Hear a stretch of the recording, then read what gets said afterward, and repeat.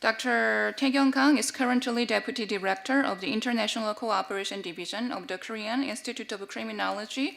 His primary areas of interest include harmonization of criminal justice policies within human rights, methodologies for interdisciplinary research on criminal justice policies, and jurisprudential grounds for criminal justice policies.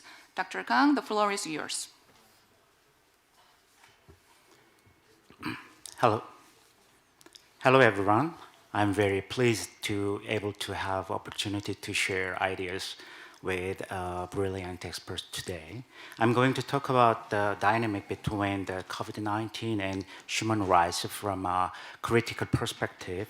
My story is still hypothetical and somewhat theoretical, which is a little bit different from other presentation. Let's look at the title.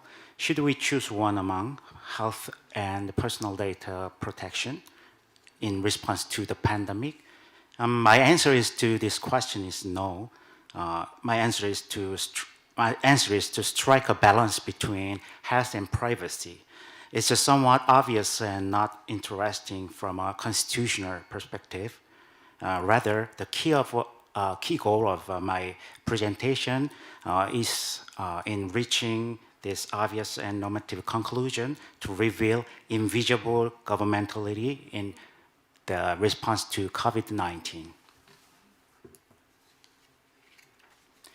The slogan, protects the society from virus, comes from Il faut défendre la société. That is the title of Michel Foucault's mid-1970s, cours le Collège de France. My analysis and theory rest on Foucauldian concepts such as a liberal governmentality and conduct of conduct. At first, let's take a look how many states around the world are protecting their society in response to the pandemic. As you can see from the slide, many member states of the EU are taking strict lockdown measures. On the other hand, the Korean government is taking somewhat relaxed lockdown measures. Recently, the level of quarantine in Korea has increased, but still haven't reached the level of mandate restriction of internal movement. It turns out that the shutdowns are very effective in preventing the spread of viruses.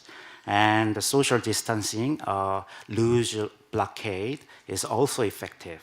However, as you all know, the shutdown most certainly create a large and sustained economic recession, as the OECD and the IMF expect.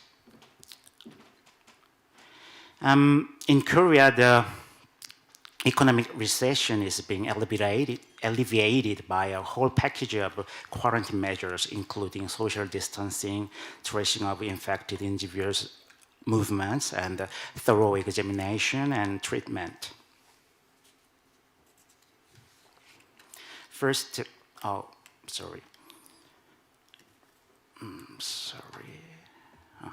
First, the government operates national quarantine station and take necessary measures based on the Infectious Disease Prevention Act. Second, the National Assembly has mandated the relevant rules to support the response to COVID-19. Third, citizens voluntarily strengthen their quarantine capacity through personal hygiene activities. Also, citizens refrain from holding masks and sanitizer. I think the success of case strategy in quarantine area must be the result of this multi-layered framework. A critical sociologist, Barbara Cruikshank, wrote that the large part of democratic governmentality is invisibilized by creating an image of ideal citizen and discriminating ideal citizens from other subjects. In her book, The Will to Empower Democratic Citizens and Other Subjects, I applied this framework to the current crisis management of COVID-19 in Korea. My theory is that the government tries to create an image of a mature citizen in the quarantine area by promoting quarantine rules and public pride in case strategy and letting citizens have a subjective confidence in their autonomy.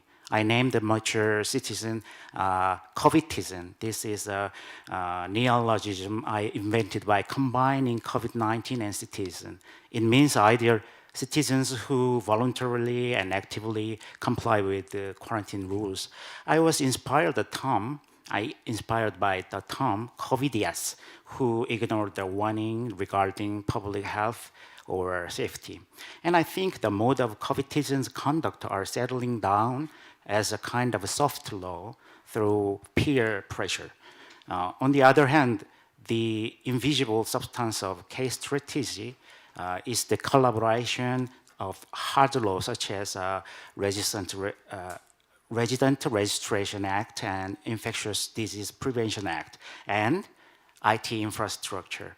This combination is a management mechanism for subjects who are not deemed COVIDians. And the government seems to have a sense of self-efficacy in management. Will COVID cost be eternal spying? So far, my answer is no. As you can see on the slide, in order to ensure the protection of individual rights to their own personal data and human rights, the government and related authorities are working to limit the scope of personal information collection and the length of strategy at an appropriate level.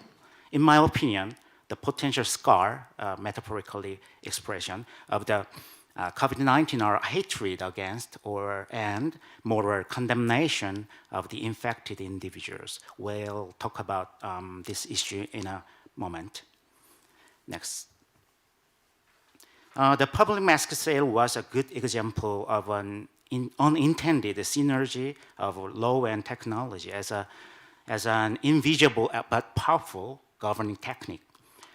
Ironically, the Resident Registration Act was born in Park Chung-hee's regime, while the ground of a high-speed internet network in Korea was established by the government of the Nobel Peace Prize laureate, Kim Taegyung. As a matter of fact, both of central and local government have become able to identify individuals and intervene in their private life at any time when they want. Who incites the COVIDians' hatred? I think there might be also multi-layered circuit in inciting their hatred. First, the government had disclosed more personal information of the infected than needed. What matters is not who they are, but their movement, where they visited. There is no need for the public to identify an infected individual. For example, the personal information of the 31st case, known as a super spreader, was excessively disclosed.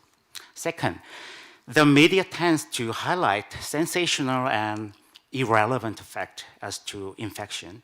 Whether the infected are the elderly or LGBTQ is not important. News articles we needed now are not gossips.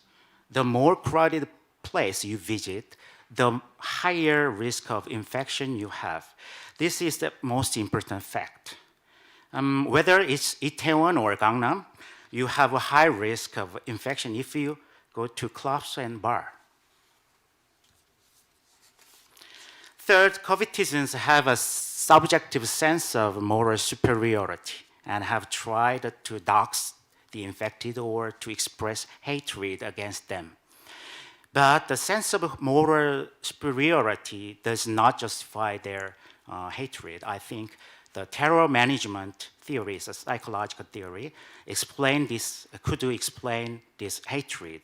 According to an Israeli psychologist, Gilad Hashibaga's study, people tend to blame victims just by thinking of death.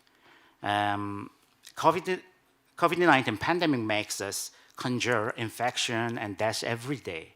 Under these circumstances, COVID-19 are more likely to blame the victim. In this situation, the infected.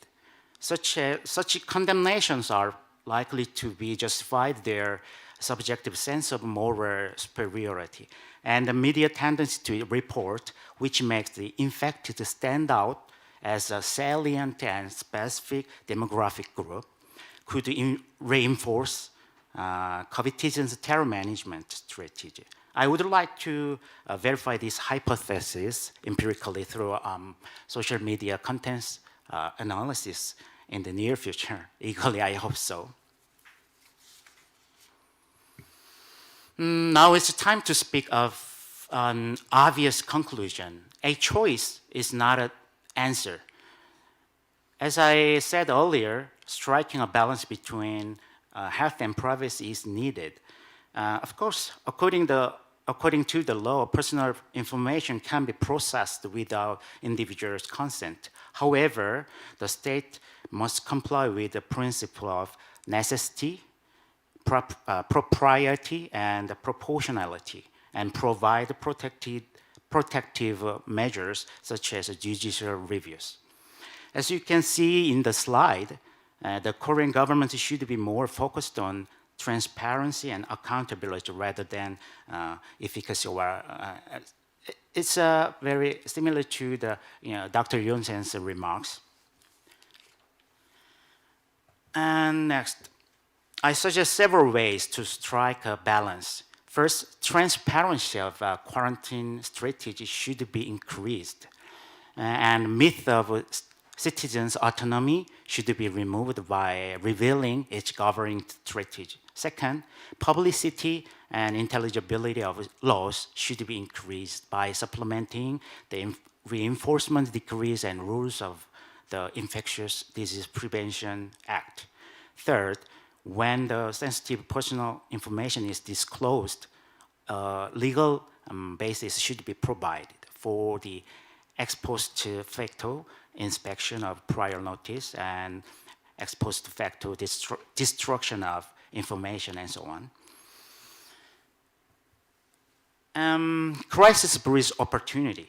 I hope to, lastly, I want to emphasize that striking balance is not only complying with the Constitution, but also reducing the possibility of human rights violation among citizens. Crisis breeds, crisis breeds opportunity, and I hope to show my developed theories soon in paper. Thank you very much for your listening, and stay healthy and connected. Thank you.